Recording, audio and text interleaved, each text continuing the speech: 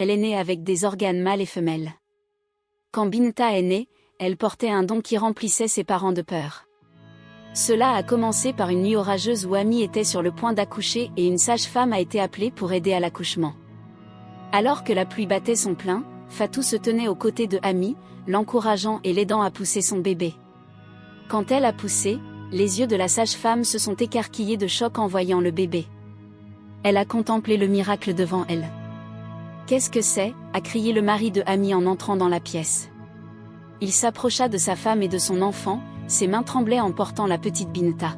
« Personne ne doit savoir, s'il vous plaît. Je vous donnerai une de mes terres.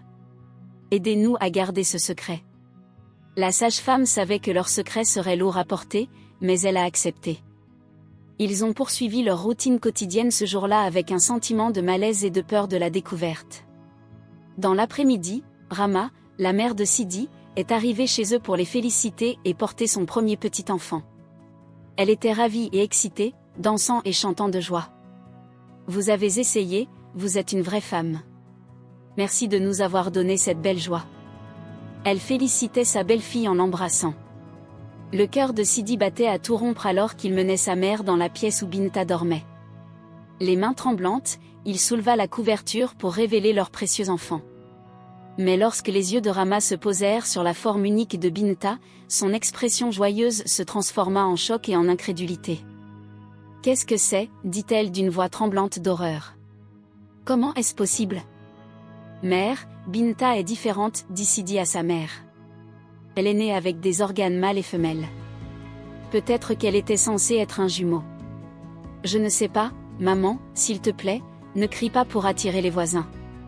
Je ne veux pas que quelqu'un sache. Je ne sais pas quoi faire. Les mains de Rama tombèrent sur sa tête. Oh mon Dieu, mon premier petit enfant, comment est-ce possible? Rama lutta pour se ressaisir et se tourna vers Sidi avec désespoir. Nous ne pouvons le dire à personne. Si la nouvelle se répand, les anciens exigeront un sacrifice pour apaiser les dieux et la vie de Binta sera en danger. Ils pourraient sacrifier Binta. Le cœur de Sidi s'est enfoncé en entendant cela de la bouche de sa mère. Il acquiesça en silence. Il n'arrivait pas à croire la situation actuelle. C'était comme un film devant lui.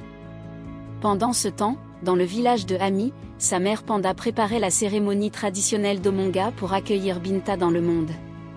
Elle ne savait pas le problème qui avait frappé la famille de sa fille.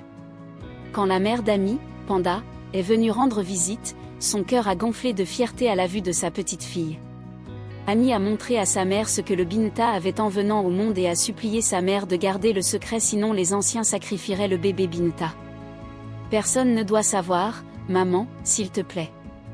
Remplie de compréhension, elle promit de faire tout ce qui était en son pouvoir pour protéger sa petite fille. De son côté, le père de Binta, Sidi, était désespéré de s'assurer que le secret reste caché. Il alla voir la sage-femme qui avait aidé à accoucher Binta et lui offrit un terrain en échange de son silence. Personne ne saura, lui assura-t-elle en acceptant le terrain. Alors que Binta grandissait, elle s'épanouit en une adolescente vibrante. Elle jouait avec ses frères et sœurs et ses amis, explorant le monde qui l'entourait avec émerveillement.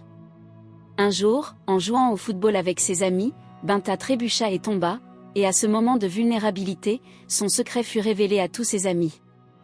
En se rassemblant autour d'elle, leurs yeux étaient écarquillés de choc et de curiosité.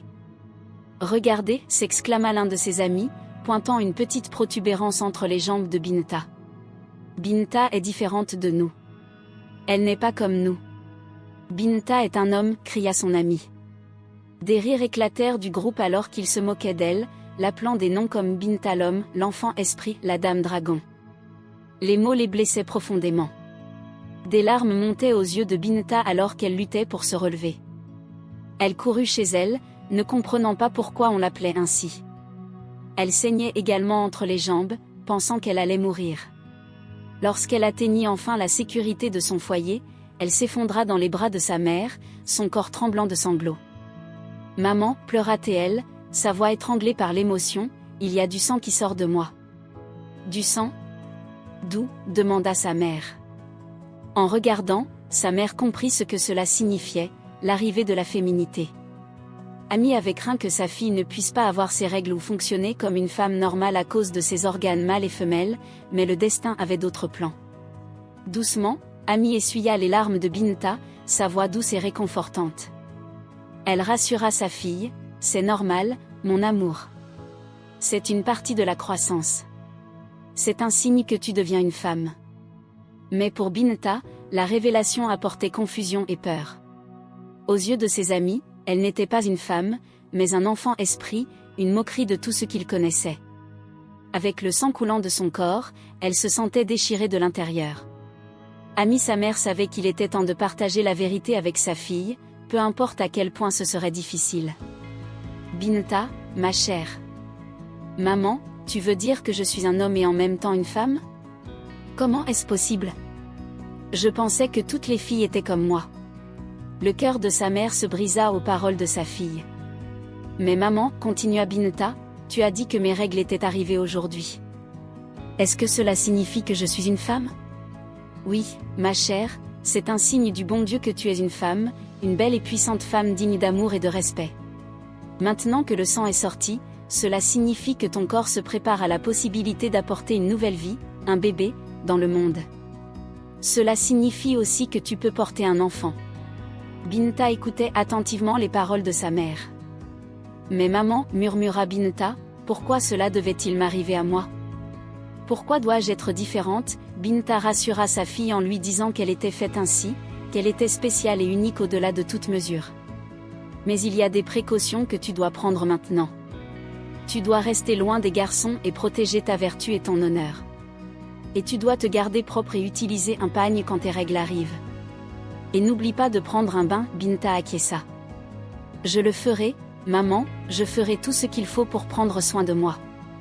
Le lendemain matin, Binta alla à l'école et la nouvelle de sa naissance avec des parties mâles et femelles se répandit comme une traînée de poudre. Les élèves murmuraient et la pointaient du doigt. Alors que les cours commençaient, les murmures devenaient plus forts.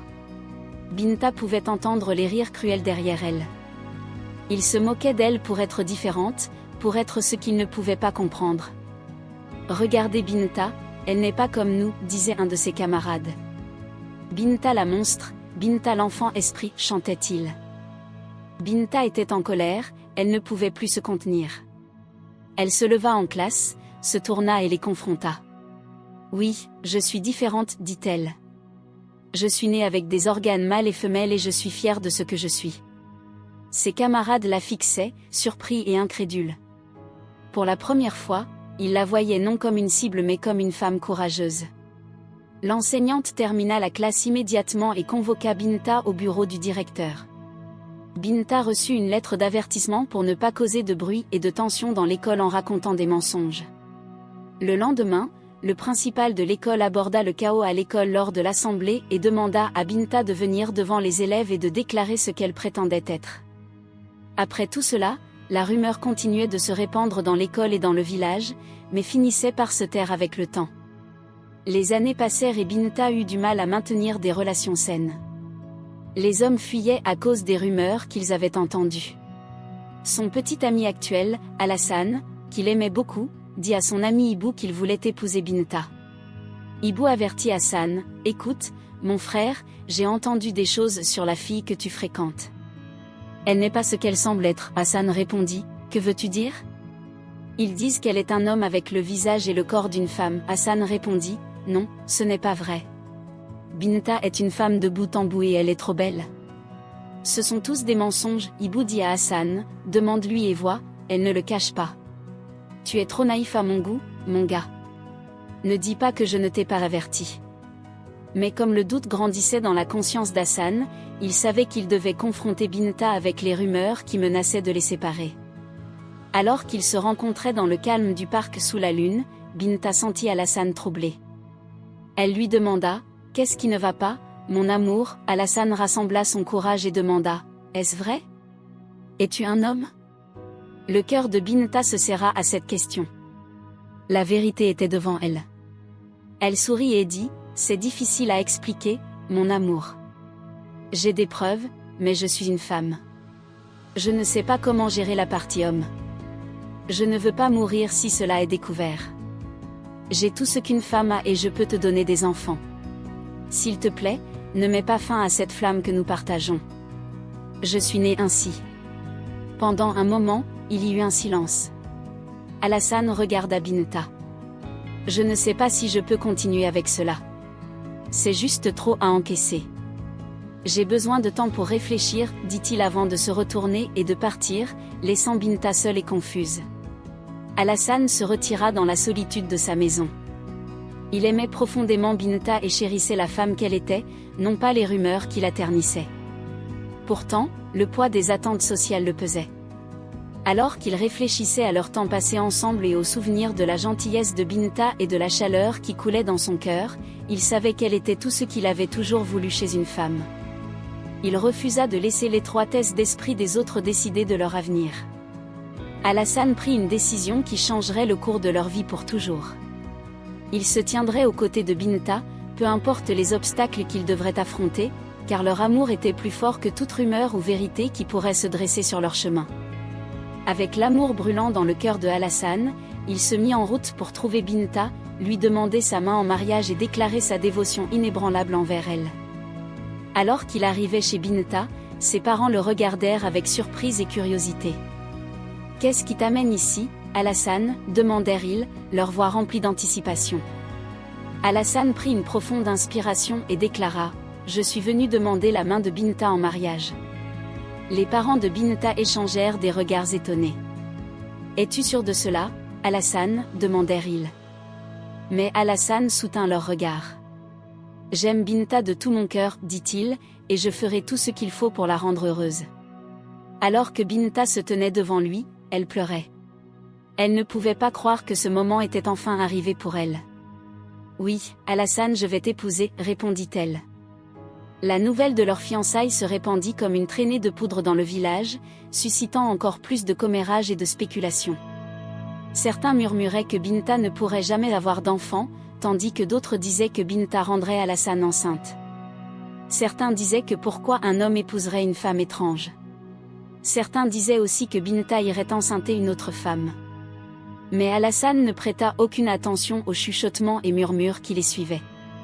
Il savait que leur amour était plus fort que tous les doutes.